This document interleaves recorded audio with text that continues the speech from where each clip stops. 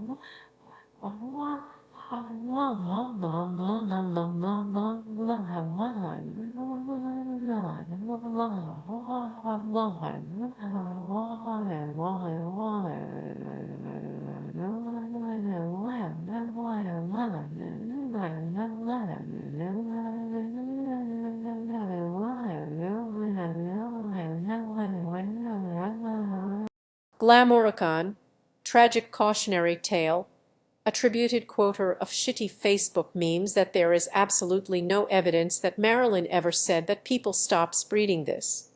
God damn it. No. No, stop it. This is a made-up quote. Stop attributing it to Marilyn Monroe. But it is pretty telling. People are more interested in the idea of Marilyn Monroe than in the person that she actually was. A construct, if you will, that people make up to be more relatable.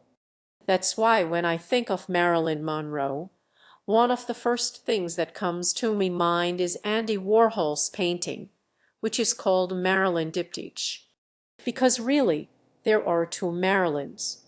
The actual human being who lived and died tragically, and Marilyn Monroe, the glamorous symbol of Hollywood glitz and glamour, who is just that, a symbol, a construct.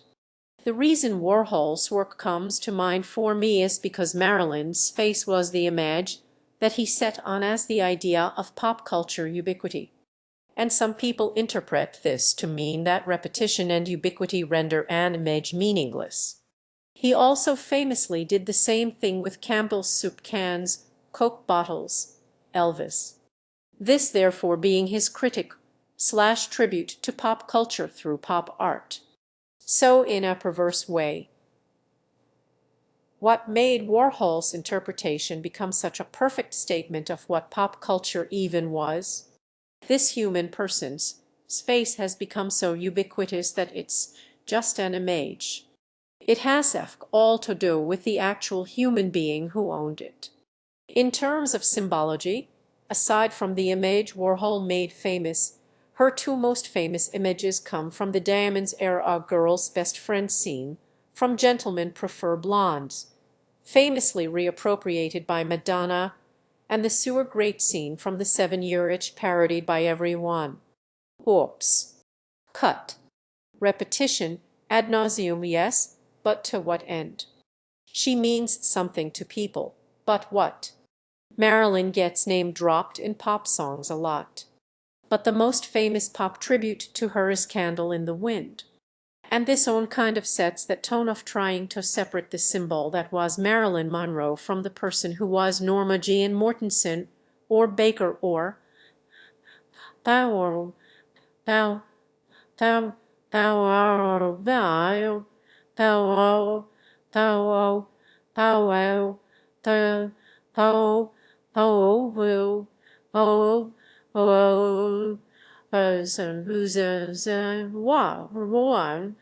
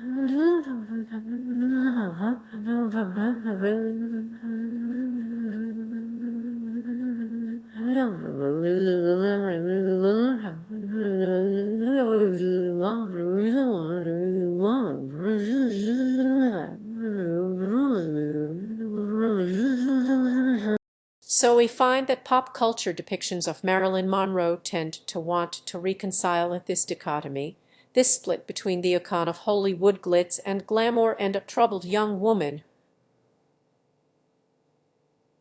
never really learned to love herself. The song lyric was adapted into a low-budget movie called Goodby and Norma Jean. Prove it. Prove what he said. You owe me that. It holds a yikes rating on IMDb, and there are a surprising number of low-budget Marilyn biopics.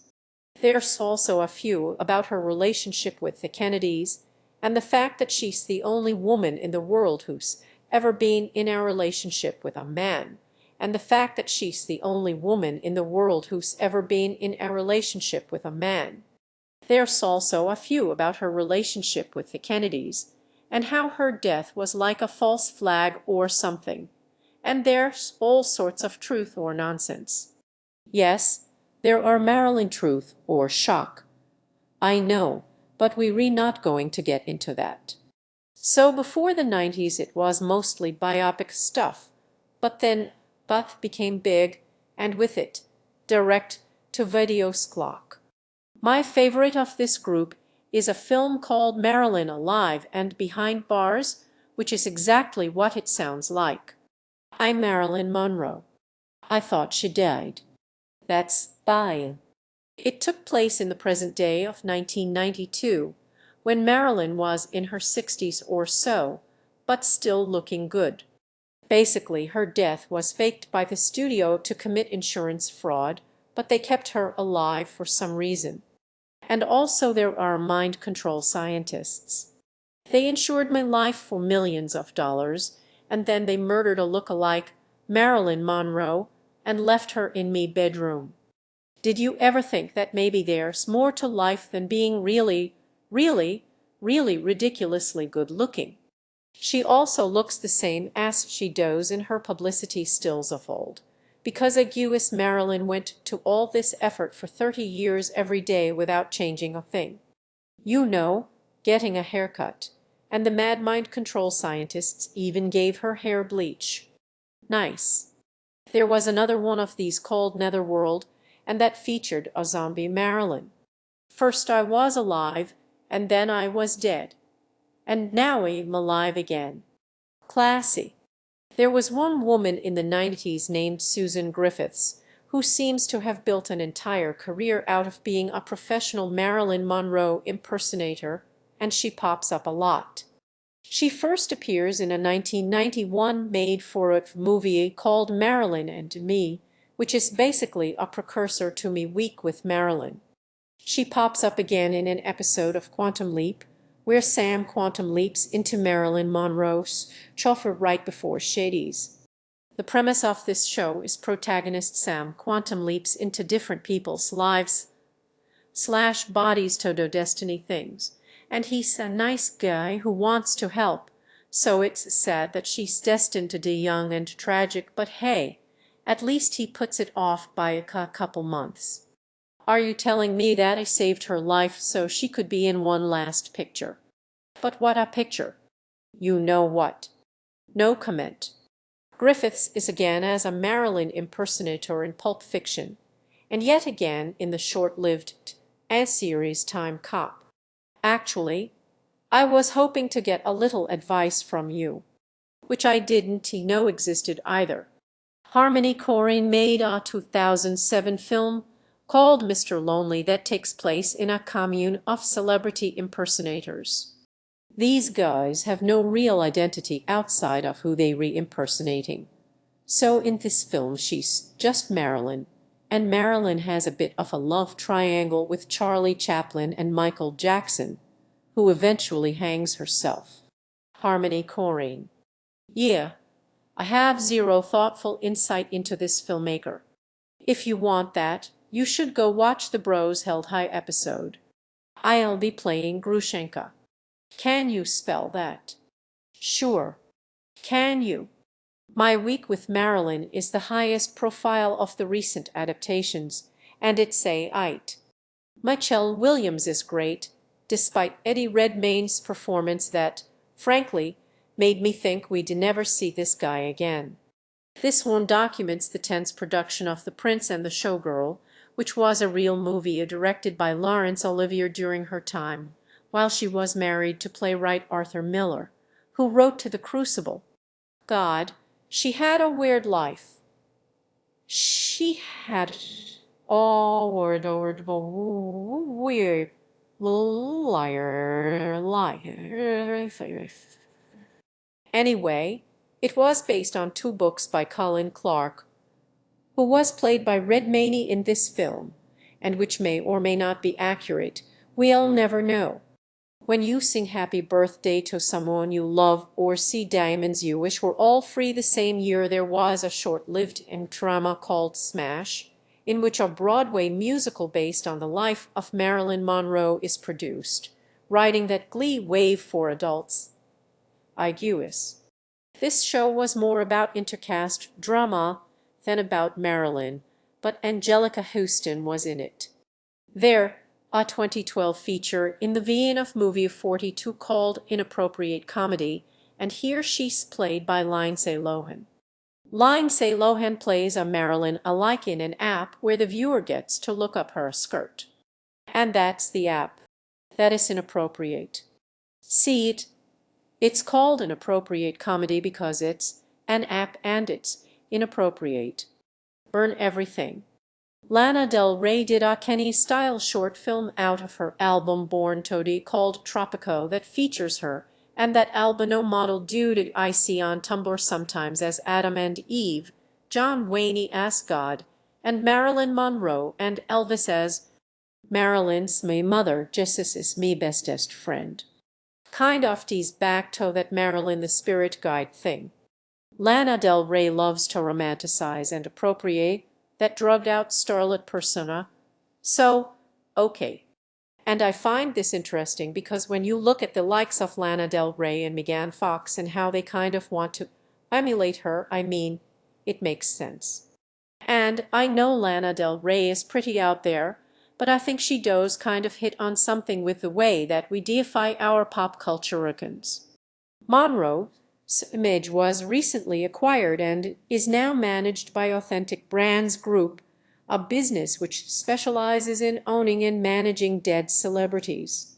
So now this image of Marilyn Monroe that has become almost folkloric is now a company's intellectual property.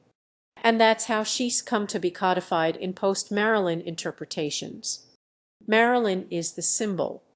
A symbol of dying young, a symbol of Hollywood glamour, a cautionary tale, whatever. And Norma Jean is the person. And there's almost this sense of nascent guilt, the way she was objectified and dehumanized in life, ultimately leading to her death. Says the ways Altus. IO as as AO leading to bio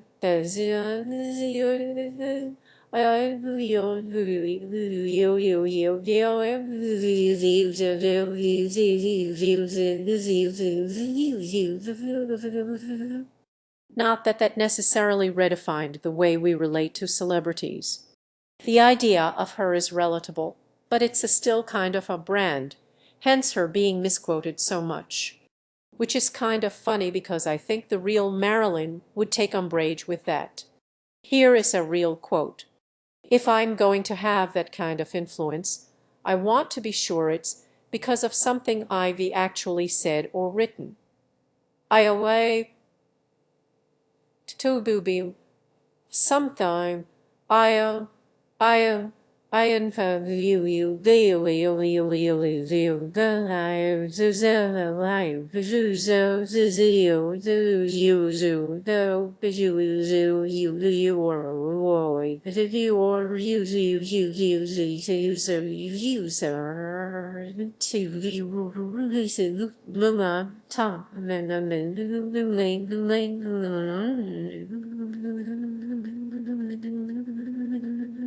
to you to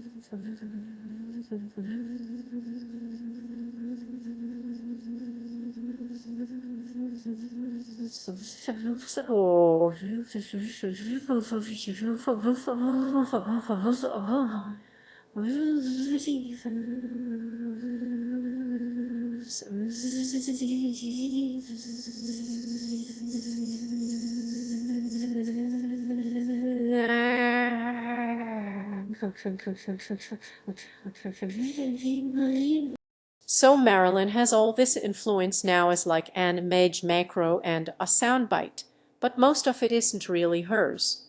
Sadly poetic. Speaking of sad, I promise it will have the next episode out soon. Thank you all to the patrons who make this show possible, and also to me researcher/a Elissa Hansen. You can vote for the next episode in the link below, and I will see you next time. Soon, I promise. What's 5,000 times better than a candle in the wind? This song is called 5,000 Candles in the Wind.